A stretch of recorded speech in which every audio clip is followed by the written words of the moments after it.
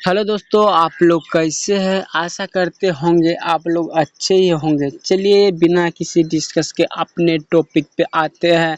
आज का हमारा टॉपिक है ज्ञानबिंदु जीएस एकेडमी पटना का टेस्ट सीरीज, जो कि दोस्तों सोशल साइंस का है टेस्ट सीरीज। देखिए दोस्तों, अगर आप कोई भी जनरल कॉम्पिटिशन्स की तैयारी करते हैं, जैसे बिहार पुलिस हो गया, बिहार दरोगा हो गया, एसएससी जीडी हो गया, एमटीएस हो गया, कहने का मतलब अनेकों तरह का कोई भी एग्जाम की तैयारी आप करते हैं दोस्तों, आपको ये टेस्ट देना चाहिए दोस्तों। क्योंकि ज्ञान बिंदु की तरफ से रोशन आनंद सर एवं बिट्टू झा की बेहतरीन टेस्ट करवाया जाता है। चलिए दोस्तों, अपने पहला क्वेश्चन पे आते हैं। आज का हमारा पहला क्वेश्चन क्या है, देखते हैं दोस्तों। देखिए दोस्तों, आज का हमारा पहला क्वेश्चन है,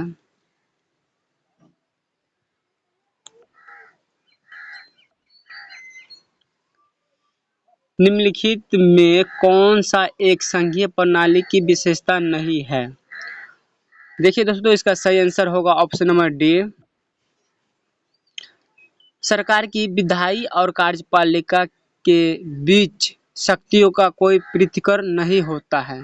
चलिए दोस्तों, अगला क्वेश्चन पे आते हैं। हमारा क्वेश्चन नंबर 2 है, ऋग्वैदिक समाज के संदर्भ में बहुतु शब्द से क्या तात्पर्य था? देखिए दोस्तों, इसका सही आंसर होगा ऑप्शन नंबर बी।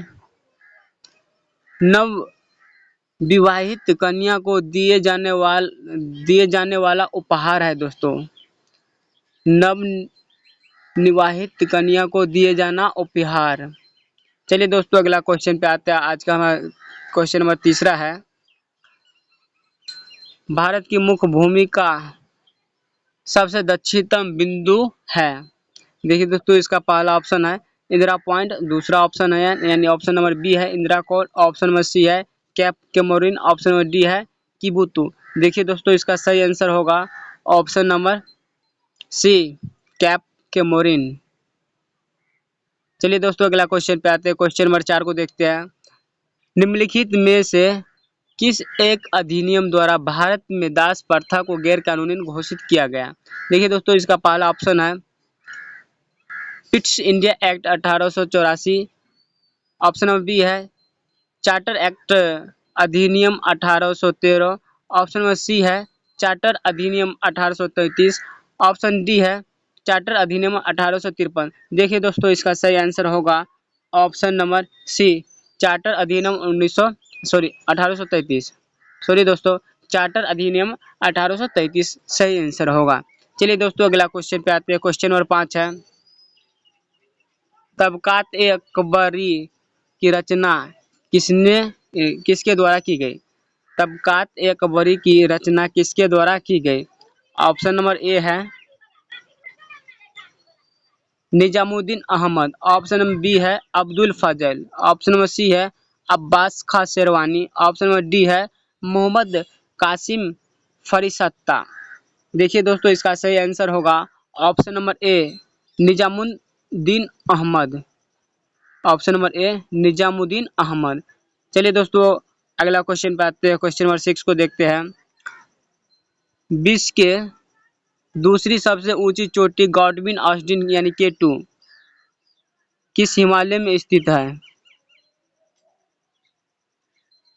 चलिए दोस्तों, ऑप्शन देखते हैं। ऑप्शन नंबर ए है ट्रांस पारा हिमालय, ऑप्शन नंबर बी है वृद्ध महान हिमालय, ऑप्शन नंबर सी है लघु मध्य हिमालय, ऑप्शन नंबर डी है शिवालिक बाध्य हिमालय। देखिए दोस्तों, इसका सही आंसर होगा ऑप्शन नंबर ए, ट्रांस पारा हिमालय, ट्रांस पारा हिमालय। चलिए दोस्तों, अगला क्वेश्चन पे आते हैं। क्वेश्चन नंबर 7 को डिस्कस करते हैं।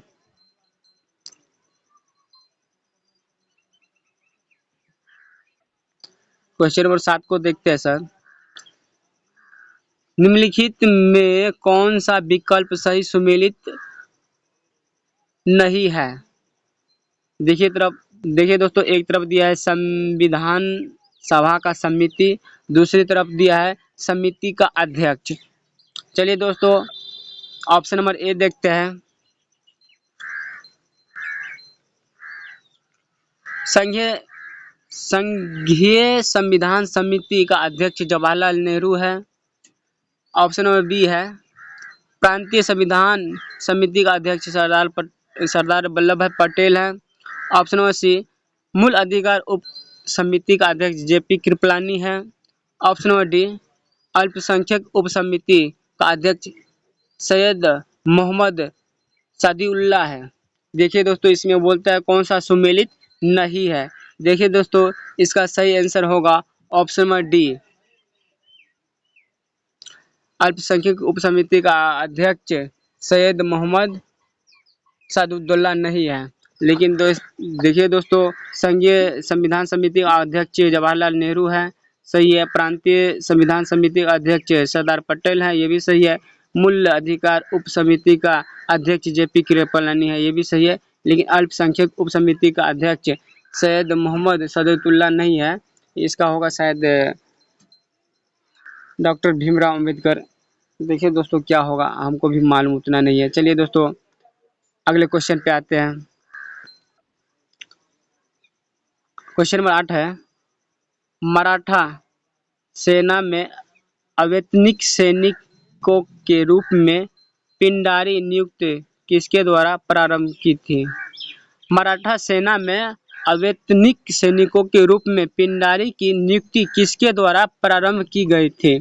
चलिए दोस्तों इसका ऑप्शन देखते हैं। ऑप्शन ए है बालाजी शिवनाथ। ऑप्शन बी है बाजीराव प्रथम। ऑप्शन नंबर सी है बाजीराव। ऑप्शन नंबर डी है इनमें से कोई नहीं। देखिए दोस्तों, इसका सही आंसर होगा ऑप्शन नंबर बी बाजीराव प्रथम ने। चलिए दोस्तों अगला क्वेश्चन पे आते हैं। क्वेश्चन नंबर 9 को डिस्कस करते हैं।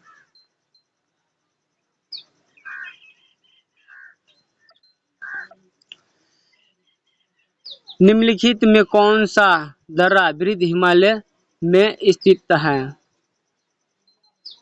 निम्नलिखित में कौन सा दर्रा वृद्ध हिमालय में स्थित है। ऑप्शन नंबर ए है बोमडिला। ऑप्शन नंबर बी है दीपू। ऑप्शन नंबर सी है तुजू। ऑप्शन नंबर डी है बुर्जिला। देखिए दोस्तों, इसका सही आंसर होगा ऑप्शन नंबर डी बुर्जिला दर्रा। बुर्जिला दर्रा जो कि हिमाचल प्रदेश में स्थित है। चलिए दोस्तों अगला क्वेश्चन पे आते हैं। क्वेश्चन नंबर 10 को डिस्कस करते हैं। संसद भवन का वास्तुकार कौन थे। संसद भवन के वास्तुकार कौन थे। ऑप्शन नंबर ए है Edwin Lutyens. Option number B है Julius Boss. Option number C है Le Corbusier. Option number D है रॉबर्ट हॉर रसेल। देखिए दोस्तों, इसका सही आंसर होगा option number A Edwin Lutyens. Edwin Lutyens. चलिए दोस्तों अगला क्वेश्चन पे आते हैं। क्वेश्चन नंबर 11 को देखते हैं। 1948 के भाषाई प्रांतीय आयोग के अध्यक्ष कौन थे। ऑप्शन नंबर ए है SK धर। ऑप्शन नंबर बी है फजल अली। ऑप्शन नंबर सी है Pattabhi Sitaramayya. Option number D है वल्लभ भाई पटेल। देखिए दोस्तों, इसका सही आंसर होगा ऑप्शन नंबर ए SK धर होगा। SK धर प्रांतीय भाषाई प्रांतीय आयोग के अध्यक्ष SK धर। चलिए दोस्तों अगला क्वेश्चन पे आते हैं। क्वेश्चन नंबर 12 को देखते हैं। कौटिल्य यानी चाणक्य ने अपनी कृति अर्थशास्त्र में मोक्ष शब्द किसके लिए प्रयुक्त किया है। देखिए दोस्तों, कौटिल्य के द्वारा एक ग्रंथ यानी एक पुस्तक है अर्थशास्त्र, जिसमें बोलते हैं मोक्ष शब्द किसके लिए प्रयुक्त किया है। देखिए दोस्तों, इसका ऑप्शन देखते हैं। ऑप्शन ए है सांसारिक दुखों का त्याग। ऑप्शन नंबर बी है सन्यासी संग्रहण। ऑप्शन नंबर सी है तलाक। ऑप्शन डी है जीवन को सजा के सेवा में समर्पण। देखिए दोस्तों, इसका सही आंसर होगा ऑप्शन नंबर सी तलाक। तलाक होगा दोस्तों। चलिए दोस्तों अगला क्वेश्चन पे आते हैं। क्वेश्चन नंबर 13 को देखते हैं। अंडमान एवं निकोबार की राजधानी पोर्ट ब्लेयर स्थित है। यानी अंडमान और निकोबार की राजधानी जो पोर्ट ब्लेयर है ना, वो कहाँ पे स्थित है। देखिए दोस्तों, इसका ऑप्शन देखते हैं। ऑप्शन नंबर ए है उत्तरी अंडमान में। ऑप्शन नंबर बी है मध्य अंडमान में। ऑप्शन नंबर सी दक्षिणी अंडमान में। Option number D little Andaman में। देखिए दोस्तों, इसका सही आंसर होगा option number D, little Andaman में स्थित है, लिटिल अंडमान में। चलिए दोस्तों, अगला क्वेश्चन पे आते हैं। क्वेश्चन नंबर 14 को देखते हैं। निम्नलिखित में से कौन सा कथन सत्य है। निम्नलिखित में कौन सा कथन सत्य है। चलिए दोस्तों, इसका ऑप्शन देखते हैं। ऑप्शन नंबर ए है मूल अधिकार नागरिकों के भौतिक व नैतिक विकास हेतु अति आवश्यक है। ऑप्शन नंबर बी है मूल अधिकार अस्थायी है, इसे संसद संविधान संशोधन द्वारा घटा नहीं सकते। ऑप्शन नंबर सी है कोई भी व्यक्ति संविधान द्वारा प्रदत्त मूल अधिकार को स्वेच्छा से परित्याग कर सकता है। ऑप्शन नंबर डी है इनमें से सॉरी ऑप्शन नंबर डी है सभी कथन सत्य है। देखिए दोस्तों, इसका सही आंसर होगा ऑप्शन नंबर ए। ऑप्शन नंबर ए, मूल अधिकार नागरिकों के भौतिक व नैतिक विकास हेतु अति आवश्यक है। चलिए दोस्तों, अगला क्वेश्चन पे आते हैं। क्वेश्चन नंबर 15 को देखते हैं।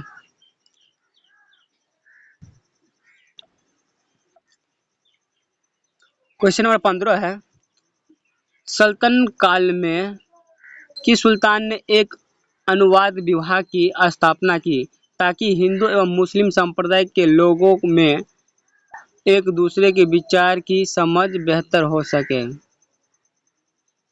देखिए दोस्तों, इसका ऑप्शन देखते हैं। ऑप्शन नंबर ए है Mohammad bin Tughlaq. Option number B है Firoz Shah Tughlaq. Option number C है Firoz Khan. Option number D है सिकंदर लोदी। देखिए दोस्तों, इसका सही आंसर होगा option number B, Firoz Shah Tughlaq. Firoz Shah Tughlaq. चलिए दोस्तों, अगला क्वेश्चन पे आते हैं। क्वेश्चन नंबर 16 को देखते हैं। सिंधु नदी अपवाह तंत्र की एकमात्र नदी कौन है जिसका प्रवाह केवल भारत में है। ऑप्शन नंबर देखते हैं। ऑप्शन नंबर ए है झेलम। ऑप्शन नंबर बी है चेनाब। ऑप्शन नंबर सी है रावी। ऑप्शन नंबर डी है ब्यास। देखिए दोस्तों, इसका सही आंसर होगा option number B option number D Beas. Option number D Beas. चलिए दोस्तों, अगला क्वेश्चन पे आते हैं। क्वेश्चन नंबर 17 को देखते हैं। किस वाद में सर्वोच्च न्यायालय ने अनुच्छेद 19 में वर्णित विचार एवं अभिव्यक्ति की स्वतंत्रता में ही प्रेस की स्वतंत्रता को निहित माना है। देखिए दोस्तों, इसका ऑप्शन देखते हैं। ऑप्शन नंबर ए है इंडियन एक्सप्रेस बनाम भारत संघ 1985। ऑप्शन नंबर बी है इंदिरा सहनी बनाम भारत संघ 1992। ऑप्शन नंबर सी है द हिंदू बनाम भारत संघ 1948। ऑप्शन नंबर डी है मिर्वला मिल्स बनाम भारत संघ 1980। देखिए दोस्तों, इसका सही आंसर होगा इंडियन एक्सप्रेस बनाम भारत संघ 1985। ऑप्शन नंबर ए। चलिए दोस्तों, अगला क्वेश्चन पे आते हैं। क्वेश्चन नंबर 18 को डिस्कस करते हैं। 18 नंबर क्वेश्चन है हमारा भारत के किस वायसराय को फ्लोरेंस नाइटिंगेल ने भारत के उद्धारक की संज्ञा दी है। भारत के किस वायसराय को फ्लोरेंस नाइटिंगेल ने भारत के उद्धारक की संज्ञा दी है। ऑप्शन नंबर ए देखते हैं। ऑप्शन नंबर ए है Lord Lytton. Option number B है Lord Ripon. Option number C है Lord Dufferin. Option number D है लॉर्ड लेस्डॉन।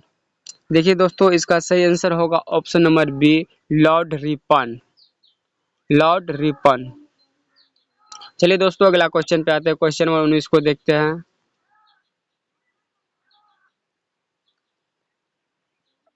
क्वेश्चन नंबर 19 है कुरवा स्थानांतरी कृषि का प्रचलन भारत के किस क्षेत्र में है।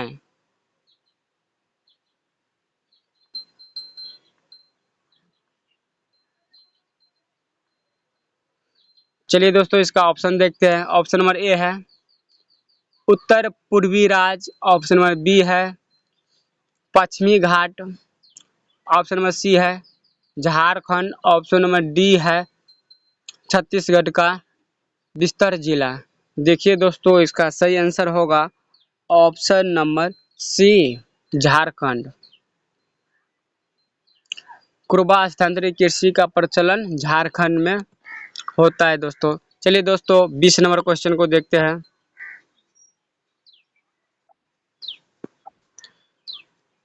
भारत के किस सांस्कृतिक धरोहर को यूनेस्को ने मानवता की अमूर्त सांस्कृतिक धरोहर की प्रतिनिधित्व सूची में शामिल किया है?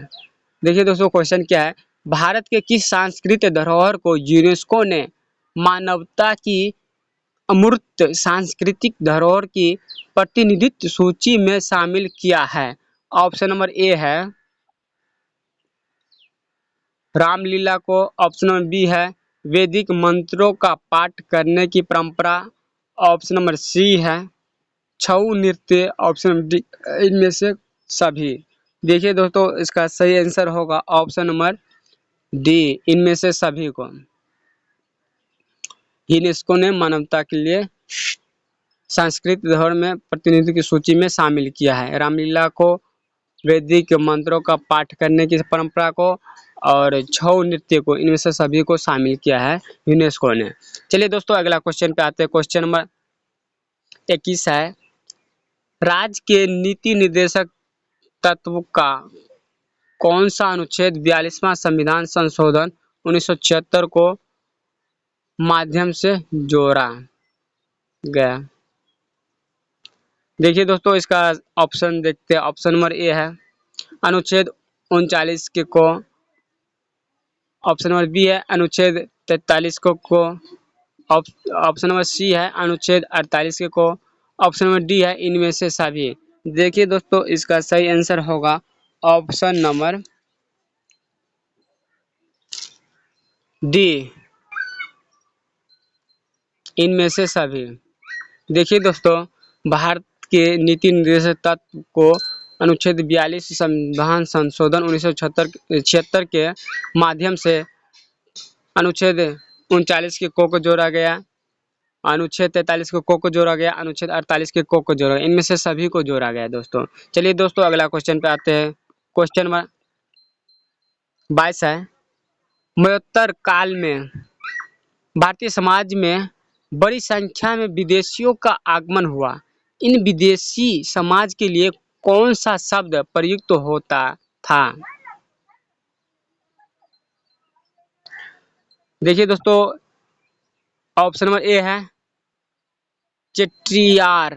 ऑप्शन नंबर बी है वर्त्यात्रिय। ऑप्शन नंबर सी है यवन प्रिय। ऑप्शन नंबर डी है साटक। देखिए दोस्तों, इसका सही आंसर होगा ऑप्शन नंबर बी वर्त्याक्षत्रिय। वर्त्याक्षत्रिय। देखिए दोस्तों अगला क्वेश्चन पे आते हैं। क्वेश्चन नंबर 23 को देखते हैं। निम्नलिखित युग्म से कौन सा सुमेलित नहीं है? देखिए दोस्तों, इसमें बोलता है कौन सा सुमेलित नहीं है। चलिए दोस्तों इसका ऑप्शन नंबर देखते हैं। ऑप्शन नंबर ए है Ukai project. Ukai project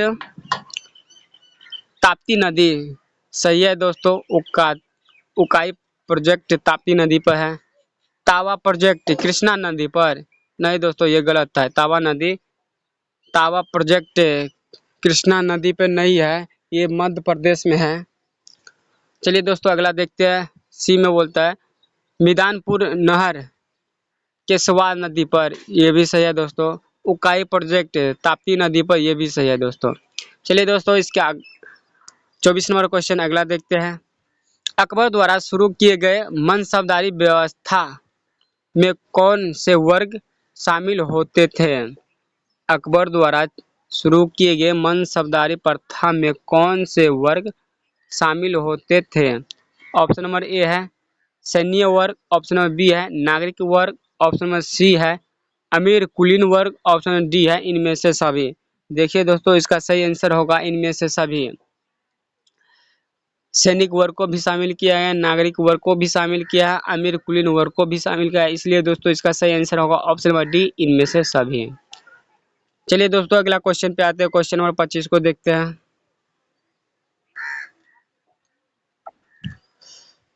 25 number question है दोस्तों, निम्नलिखित में कौन से मौलिक कर्तव्य से संबंधित नहीं है? देखिए दोस्तों इसका ऑप्शन देखते हैं। ऑप्शन नंबर ए है वैज्ञानिक दृष्टिकोण, मानववाद और ज्ञानार्जन तथा सुधार की भावना का विस्तार करना। ये मौलिक कर्तव्य से संबंधित है दोस्तों। ऑप्शन नंबर 2 है प्राकृतिक पर्यावरण, वन्य जीव की रक्षा करना तथा उसका संवर्धन करना। ये भी सही है दोस्तों।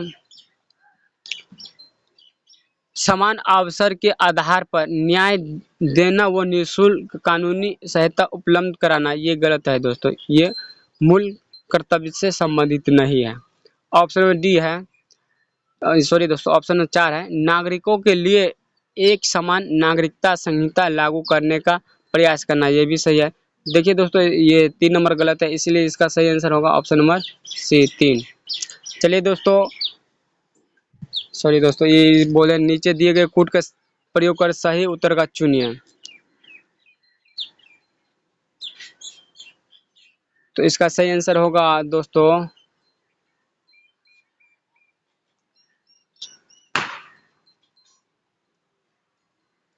ऑप्शन नंबर सी, 3 और 4। देखिए दोस्तों यहाँ पे गलत हो गया।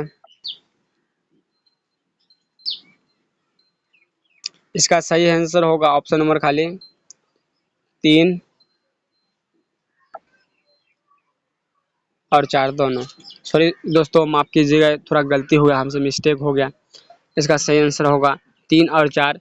ये दोनों मूल कर्तव्य से संबंधित नहीं है, और लेकिन ये दोनों है, ये दोनों नहीं है। चलिए दोस्तों अगला क्वेश्चन पे आते हैं, क्वेश्चन नंबर 26 को देखते हैं। निम्नलिखित में कौन सा युग्म सुमेलित नहीं है? इसमें भी बोलता है कौन सा सुमेलित नहीं है। चलिए दोस्तों इसका देखते हैं। एक तरफ संस्था दिया है, एक तरफ स्थान दिया है। ऑप्शन नंबर ए है, सॉरी ऑप्शन नंबर, हाँ ए है भारतीय दलहन अनुसंधान संस्था कानपुर में है। सही है दोस्तों। केंद्रीय नारियल अनुसंधान संस्था कोचीन, कोचीन में नहीं है दोस्तों, शायद तमिलनाडु में है।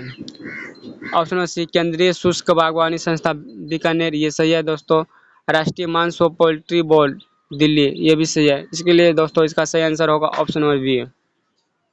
चलिए दोस्तों अगला क्वेश्चन पे आते हैं, क्वेश्चन नंबर 27 को देखते हैं।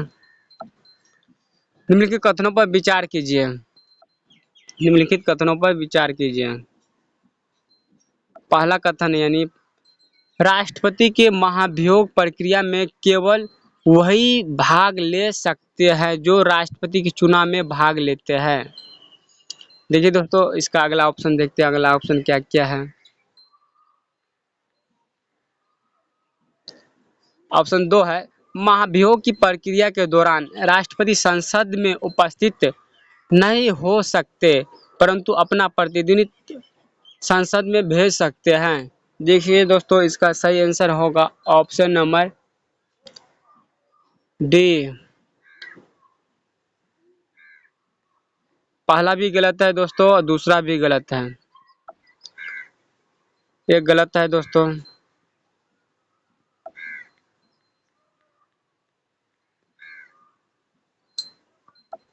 ये दूसरा भी गलत है। तो फिर में कौन सा सही है? न तो एक सही है न तो दो सही है, इसलिए ऑप्शन हो जाएगा दोस्तों आपका ऑप्शन नंबर डी, न तो एक न तो दो। चलिए दोस्तों अगला क्वेश्चन पे आते हैं, क्वेश्चन नंबर 28 को देखते हैं। सूची फर्स्ट को सूची 2 से सेकेंड सुमेलित कीजिए। सूची फर्स्ट इधर है, सूची सेकेंड इधर है। एक तरफ दिया है दोस्तों 1857 के विफल के नियम, और दूसरी तरफ दिया है उसके कार्य क्षेत्र। उसके कार्य क्षेत्र। देखिए दोस्तों, इसमें मिलान करना पड़ेगा।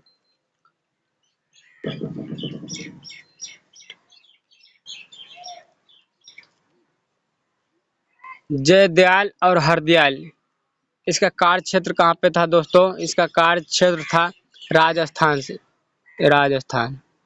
उसके बाद बोलता है ऑप्शन नंबर 2 है, सॉरी ऑप्शन नंबर बी है मनीराम दत्त। मनीराम दत्त का कार्य क्षेत्र था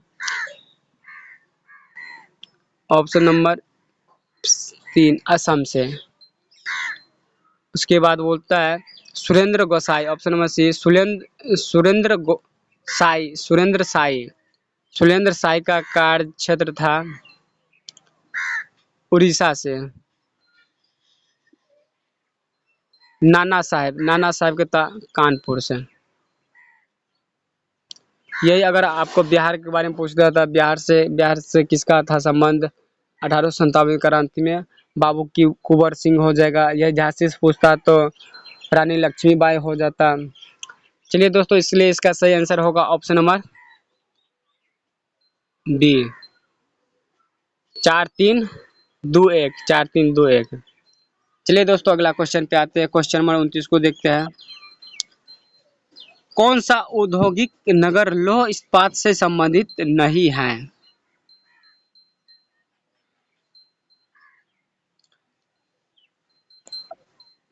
ऑप्शन नंबर ए है टूला, रूस। ऑप्शन नंबर बी है क्रीबा किरवाई रॉग, यूक्रेन। ऑप्शन नंबर सी है हैमिल्टन, कनाडा। ऑप्शन डी है हैम्बर्ग, जर्मनी। देखिए दोस्तों, इसका सही आंसर होगा option number D, Hamburg, Germany. ये लो इस्पात से संबंधित नहीं है। चलिए दोस्तों, अगला क्वेश्चन पे आते हैं। क्वेश्चन नंबर 30 को देखते हैं। ऑस्कर में जाने वाले भारत की पहली फिल्म मदर इंडिया के निर्देशक कौन थे? ऑस्कर में जाने वाली भारत की पहली फिल्म मदर इंडिया के निर्देशक कौन थे? ऑप्शन नंबर ए है महबूब खां। ऑप्शन नंबर बी है सत्यजीत रे। ऑप्शन सी है Amol Palekar. Option number D है श्याम बेनेगल। देखिए दोस्तों, इसका सही आंसर होगा ऑप्शन नंबर ए, महबूब खां था। मदर इंडिया के निर्देशक महबूब खां थे। चलिए दोस्तों, अगला क्वेश्चन पे आते हैं। क्वेश्चन नंबर 31 को देखते हैं।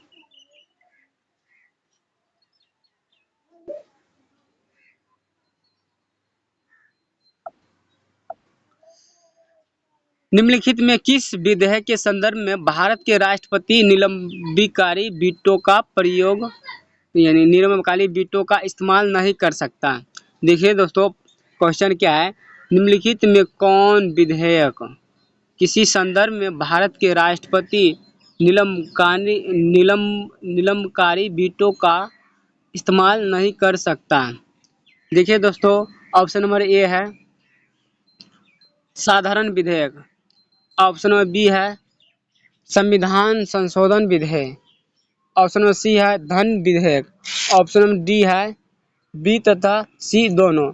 देखिए दोस्तों, राष्ट्रपति ने निलंबनकारी वीटो का इस्तेमाल साधारण विधेयक पे करता है दोस्तों, साधारण विधेयक पे करता है। संविधान संशोधन विधेयक पर नहीं करता है, धन विधेयक पर नहीं करता है। इसलिए दोस्तों, इसका सही आंसर होगा ऑप्शन नंबर डी, बी और सी दोनों विधेयक पर राष्ट्रपति निलंबनकारी वीटो का इस्तेमाल नहीं करता। चलिए दोस्तों, अगला क्वेश्चन पे आते हैं। क्वेश्चन नंबर 32 है हमारा। निम्नलिखित में कौन सा एक विकल्प सही सुमेलित नहीं है? निम्नलिखित में कौन सा विकल्प एक सही सुमेलित नहीं है? देखिए दोस्तों, एक तरफ दिया है तीर्थकर, दूसरे तरफ दिया है प्रतिमा लक्षण। ऑप्शन नंबर ए है दोस्तों, option number A Rishabhdev, Rishabhdev Vrishabh. Option number B है मलिकनाथ कलश। ऑप्शन नंबर सी है पार्श्वनाथ शंख। ऑप्शन नंबर डी है महावीर सिंह। देखिए दोस्तों, इसमें बोलता कौन सा सुमेलित नहीं है, इसलिए दोस्तों इसका सही आंसर होगा ऑप्शन नंबर बी, मलिकनाथ कलश से संबंधित यानी सुमेलित नहीं था। ऋषभदेव का प्रतिमा लक्षण वृषभ था। पार्श्वनाथ का शंख था। महावीर का सिंह था, लेकिन मलिकानाथ का कलश नहीं था। इसका सर्प होगा, सर्प। चलिए दोस्तों, इसका अगला क्वेश्चन देखते हैं। क्वेश्चन नंबर 33 है, भारत की लाल पीली मृदा के बारे में निम्नलिखित में कौन सा कथन सही है? लाल पीली मृदा के बारे में कौन सा कथन सही है? ऑप्शन नंबर फर्स्ट को देखते हैं। यह भारत की दूसरी प्रमुख मृदा है जो प्रायद्वीप भारत के अधिकांश क्षेत्र में पाए जाते हैं। ऑप्शन नंबर 2 है, लोहे की ऑक्साइड की उपस्थिति के कारण इस मृदा की रंग लाल होती है। ऑप्शन नंबर 3 है, यह मृदा स्वभाव से क्षारीय प्रकृति की होती है। ऑप्शन नंबर 4 है, महीन कण वाले लाल पीली मृदा काफी उर्वरक होती है, जबकि मोटे कण वाले अनुवर्ण होते हैं। देखिए दोस्तों, नीचे दिए गए कूट का प्रयोग कर सही उत्तर का चुनिए। इसका सही आंसर होगा ऑप्शन नंबर बी। देखिए दोस्तों, ये पहला सही है, ये लो ऑक्साइड के कारण इसकी मृदा का रंग लाल होता है, ये भी सही है दोस्तों। लेकिन ये तीसरा ये गलत है दोस्तों, ये चौथा सही है। इसलिए इसका सही आंसर होगा ऑप्शन नंबर बी 1, 2 और 4। चलिए दोस्तों, अगला क्वेश्चन पे आते हैं। क्वेश्चन नंबर 34 को देखते हैं।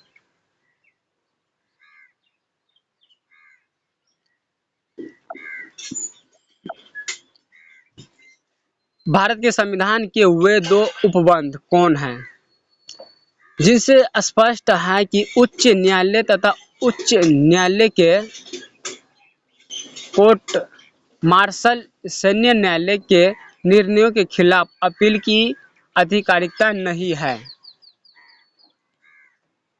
भारत के संविधान के वे दो उपबंध कौन है जिसमें स्पष्ट है कि उच्चतम न्यायालय तथा उच्च न्यायालय की कोर्ट मार्शल सैन्य न्यायालय के निर्णयों के खिलाफ अपील की अधिकारिता नहीं है? ऑप्शन नंबर ए है, अनुच्छेद 124 के क्लॉज 3 तथा अनुच्छेद 217 के क्लॉज 2। ऑप्शन नंबर बी है, अनुच्छेद 32 तथा अनुच्छेद 256। ऑप्शन सी है, अनुच्छेद 136 के क्लॉज 2 तथा अनुच्छेद 224 के क्लॉज 4। ऑप्शन नंबर डी है, अनुच्छेद 137 तथा अनुच्छेद 227। देखिए दोस्तों, इसका सही आंसर होगा ऑप्शन नंबर सी, अनुच्छेद 136 के क्लॉज 2 तथा अनुच्छेद 224 के क्लॉज 4।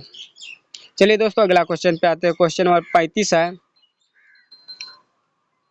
जब तक करोड़ों व्यक्ति भूखे और अज्ञानी हैं, तब तक मैं उस व्यक्ति को देशद्रोही मानता हूँ जो वहीं के खर्च पर शिक्षा ग्रहण करता है परंतु उसकी परवरिश बिल्कुल नहीं करता। यह कथन किसका है? देखिए दोस्तों, फिर से क्वेश्चन पढ़ के हम बता देते हैं आपको। जब तक करोड़ों व्यक्ति भूखे और अज्ञानी हैं, तब तक मैं उस प्रत्येक व्यक्ति को देशद्रोही मानता हूँ जो वहीं के खर्च पर शिक्षा ग्रहण करता है परंतु उसकी परवाह बिल्कुल नहीं करता। यह कथन किसका है? चलिए दोस्तों, option number A Atmaram Pandurang. Option number B है Mahadev Govind Ranade. Option number C है Dayanand Saraswati. Option number D है स्वामी विवेकानंद। देखिए दोस्तों, इसका सही आंसर होगा option number D, Swami Vivekananda का यह कथन है दोस्तों, स्वामी विवेकानंद का यह कथन है। चलिए दोस्तों, अगला क्वेश्चन पे आते हैं। क्वेश्चन नंबर 36 को देखते हैं। निम्नलिखित में कौन सा विकल्प सुमेलित सही है?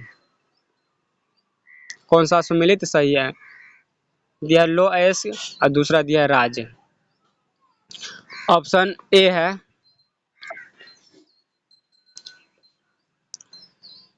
सेलम कौन सा राज्य में? तमिलनाडु। देखिए दोस्तों इसमें बोलता है कौन सा सुमेलित नहीं है?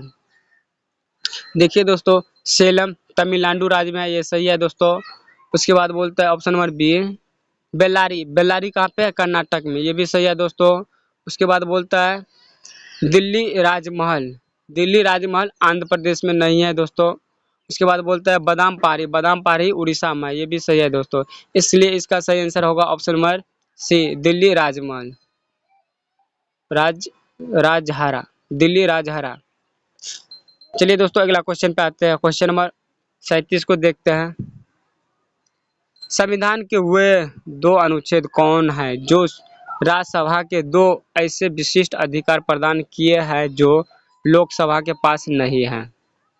ऑप्शन नंबर ए है अनुच्छेद 80, अनुच्छेद 81। ऑप्शन नंबर बी है अनुच्छेद 249, अनुच्छेद 312। ऑप्शन नंबर सी है अनुच्छेद 108, अनुच्छेद 210। ऑप्शन नंबर डी है अनुच्छेद 32, अनुच्छेद 226। देखिए दोस्तों इसका सही आंसर होगा ऑप्शन नंबर बी, अनुच्छेद 249, अनुच्छेद 332। चलिए दोस्तों अगला क्वेश्चन पे आते हैं। क्वेश्चन नंबर 38 को देखते हैं। 1940 में महात्मा गांधी कांग्रेस द्वारा शुरू किए गए व्यक्तिगत सत्याग्रह का प्रमुख उद्देश्य क्या था?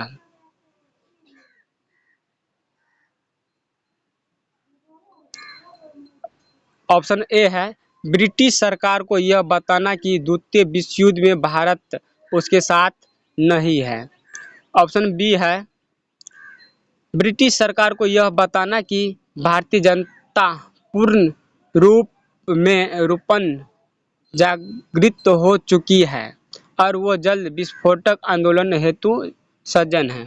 ऑप्शन सी है ब्रिटिश सरकार को यह बताना कि भारतीय अब किसी भी कीमत पर स्वशासन प्राप्त करने के लिए प्रतिबद्ध है। ऑप्शन डी है ब्रिटिश सरकार पर दबाव डालकर जल्द से जल्द संविधान सभा की मांग मनवाई जाए। देखिए दोस्तों 1940 में महात्मा गांधी ने जब व्यक्तिगत सत्याग्रह शुरू किया था इसका मुख्य उद्देश्य यही था कि द्वितीय विश्व युद्ध में भारत उसके साथ नहीं है। इसलिए दोस्तों इसका सही आंसर होगा ऑप्शन नंबर ए, द्वितीय विश्व युद्ध में भारत उसके साथ नहीं है। चलिए दोस्तों अगला क्वेश्चन पे आते हैं। क्वेश्चन नंबर 39 है महात्मा गांधी के नाम पर गांधी शांति पुरस्कार देने की परंपरा की शुरुआत कब से हुई? महात्मा गांधी के नाम पर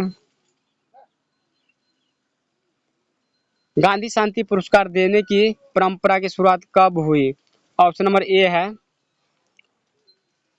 1995 में। ऑप्शन नंबर बी है 2002 में। ऑप्शन नंबर सी है 2008 में। ऑप्शन नंबर डी है 2009 में। देखिए दोस्तों इसका सही आंसर होगा ऑप्शन नंबर ए 1995 में। 1995 में। चलिए दोस्तों अगला क्वेश्चन पे आते हैं। क्वेश्चन नंबर 40 को देखते हैं। जे मंडल आरक्षित क्षेत्र कोल्ड ड्रेटर्स किस राज्य में स्थित है? जे मंडल कोल्ड ड्रेटर्स किस राज्य में स्थित है? ऑप्शन नंबर ए है Madhya Pradesh. Option number B है Himachal Pradesh. Option number C है केरल। ऑप्शन नंबर डी है तमिलनाडु। देखिए दोस्तों इसका सही आंसर होगा option number B, Himachal Pradesh में है, हिमाचल प्रदेश। चलिए दोस्तों अगला क्वेश्चन पे आते हैं। क्वेश्चन नंबर 41 है निम्नलिखित में कौन सा एक मुख्यमंत्री के कर्तव्य में नहीं है? निम्नलिखित में से कौन सा एक मुख्यमंत्री के कर्तव्य में नहीं है? ऑप्शन नंबर ए है राज्य मंत्रिपरिषद की बैठक की अध्यक्षता करना एवं सभा पटल पर सरकारी नीतियों की घोषणा करना। ये देखिए दोस्तों ये मुख्यमंत्री के कर्तव्य से है, ये सही होगा। चलिए दोस्तों इसका अगला ऑप्शन भी देख लेते हैं।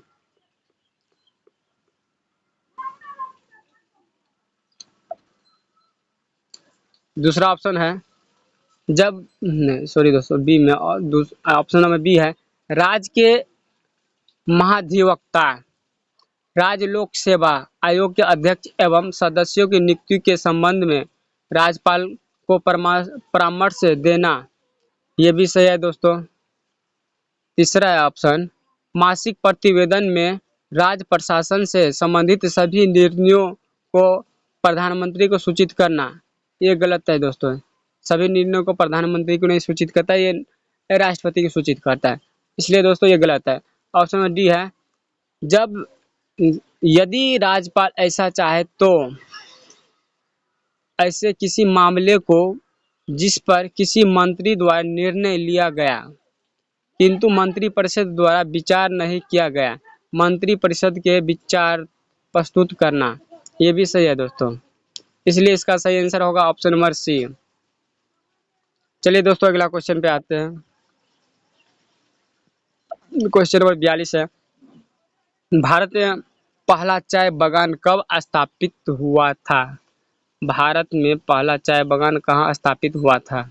ऑप्शन नंबर ए है 1833 में, ऑप्शन नंबर बी है 1835 में, ऑप्शन नंबर सी है 1837 में, ऑप्शन नंबर डी है 1896 में। देखिए दोस्तों इसका सही आंसर होगा ऑप्शन नंबर बी 1835 में चाय बागान की स्थापना किया गया था भारत में सबसे पहले। चलिए दोस्तों क्वेश्चन नंबर 43 को देखते हैं। निम्नलिखित में कौन विकल्प सही सुमेलित नहीं है? निम्नलिखित में कौन विकल्प सही सुमेलित नहीं है?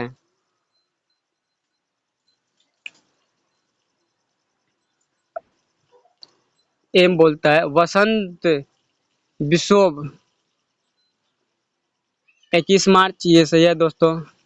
ऑप्शन बी है शरद विशोभ 23 सितंबर, ये भी सही है दोस्तों। ऑप्शन सी है उपसौर 3 जनवरी, ये भी सही है दोस्तों। अवसर 3 जुलाई, ये गलत है दोस्तों, 3 जुलाई ने 3 दिसंबर होगा, 3 दिसंबर अवसर। चलिए दोस्तों इसका सही आंसर होगा ऑप्शन नंबर डी। चलिए दोस्तों अगला क्वेश्चन पे आते हैं। क्वेश्चन नंबर 44 है भारतीय संविधान के कौन से विशेषता नहीं सॉरी दोस्तों भारतीय संविधान की कौन सी शक्तियों का बंटवारा केंद्र और राज्य के बीच सही किया गया है? भारतीय संविधान की कौन सी शक्तियों का बंटवारा केंद्र और राज्य के बीच नहीं किया गया है? कौन सी शक्तियों का बंटवारा केंद्र और राज्य के बीच नहीं किया गया? देखिए दोस्तों इसका ऑप्शन देखते हैं। विधायी शक्ति, ऑप्शन नंबर बी है प्रशासनिक शक्ति, ऑप्शन नंबर सी है न्यायिक शक्ति, ऑप्शन नंबर डी है वित्तीय शक्ति। देखिए दोस्तों इसका सही आंसर होगा ऑप्शन नंबर सी न्यायिक शक्ति का बंटवारा केंद्र सरकार और राज्य सरकार के बीच में नहीं किया गया है। बाकी विधायी शक्ति, प्रशासनिक शक्ति, वित्तीय शक्ति सबका बंटवारा किया है गया है, लेकिन न्यायिक शक्ति का बंटवारा नहीं किया गया है।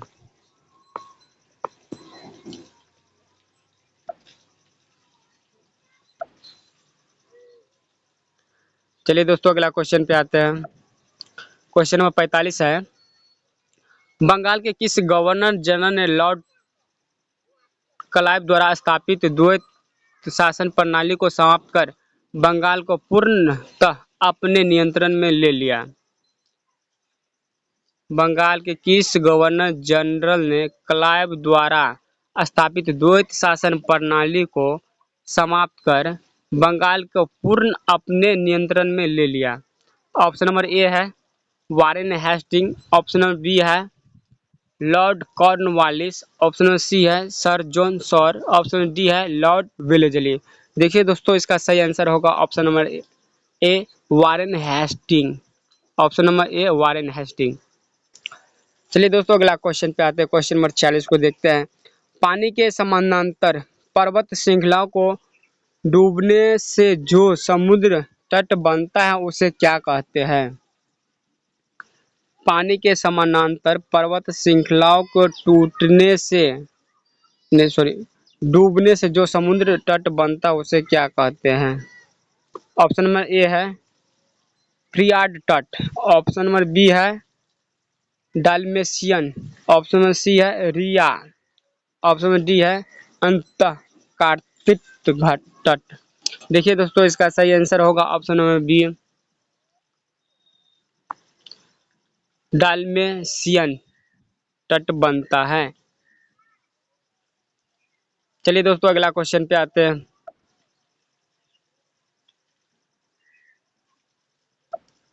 क्वेश्चन नंबर 47 को देखते हैं दोस्तों। संविधान के किस अनुच्छेद में अंतर्राष्ट्रीय नदी जल विवादों के समाधान से संबंधित उपबंध किए गए? संविधान के किस अनुच्छेद में अंतर्राष्ट्रीय नदी जल विवादों के समाधान से संबंधित उपबंध किए गए? ऑप्शन नंबर ए है अनुच्छेद 256, अनुच्छेद बी में है 267, अनुच्छेद सी में है 262, अनुच्छेद डी में है 263।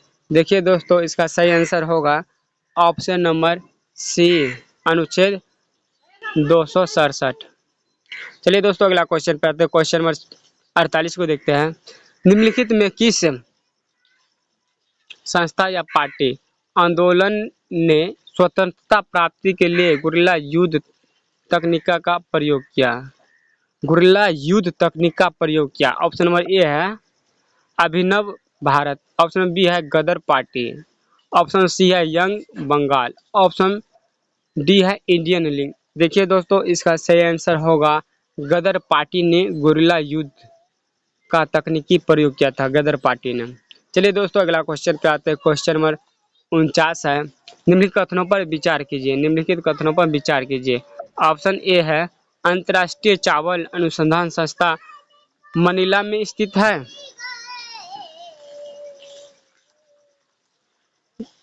सही है दोस्तों, अंतर्राष्ट्रीय चावल अनुसंधान संस्था मनीला में स्थित है। दूसरा ऑप्शन है राष्ट्रीय चावल शोध संस्था कटक में स्थित है। ये भी सही है दोस्तों। उपयुक्त में से कौन सा कथन सही है? तो देखिए दोस्तों इसका सही आंसर होगा ऑप्शन नंबर सी, एक और दो दोनों सही है। चलिए दोस्तों आज का लास्ट क्वेश्चन हम करते हैं 50 नंबर। देखिए दोस्तों हमारी तरफ से जो टेस्ट सीरीज करवाया जाता है, अगर कोई भी गलती हो गया होगा दोस्तों तो हमको माफ़ कर दीजिएगा। हमारे प्लीज़ यूट्यूब चैनल को लाइक कीजिए, सब्सक्राइब कीजिए, शेयर के लिए सपोर्ट कीजिए दोस्तों। हम एक नए यूट्यूबर के रूप में कार्य करने के लिए शुरुआत की है। चलिए दोस्तों अगला क्वेश्चन देखते हैं। क्वेश्चन नंबर 50 को, निम्नलिखित में से राष्ट्र का निम्नलिखित में से राजस्थान का कौन सा जिला विश्व विरासत सूची में शामिल नहीं है? यानी बोलता है राजस्थान का कौन सा ऐसा जिला है जो विश्व के विरासत सूची में शामिल नहीं है? ऑप्शन नंबर ए है मेहरगढ़ का किला, ऑप्शन नंबर बी है जैसलमेर का किला, ऑप्शन नंबर सी है नागरोन का किला, ऑप्शन नंबर डी है कुंभलगढ़ का किला। देखिए दोस्तों इसका सही आंसर होगा मेहरगढ़ का किला। ये विश्व विरासत सूची में शामिल नहीं है। बाकी ये है यानी जैसलमेर का किला है, नागरोन का किला है, कुंभलगढ़ का किला है विश्व विरासत सूची में शामिल है, लेकिन मेहरगढ़ का किला सम्मिलित नहीं, विश्व विरासत सूची में शामिल नहीं है। चलिए दोस्तों क्वेश्चन लास्ट हो गया। अगले क्वेश्चन मिलते हैं नए टेस्ट सीरीज के साथ। थैंक यू दोस्तों।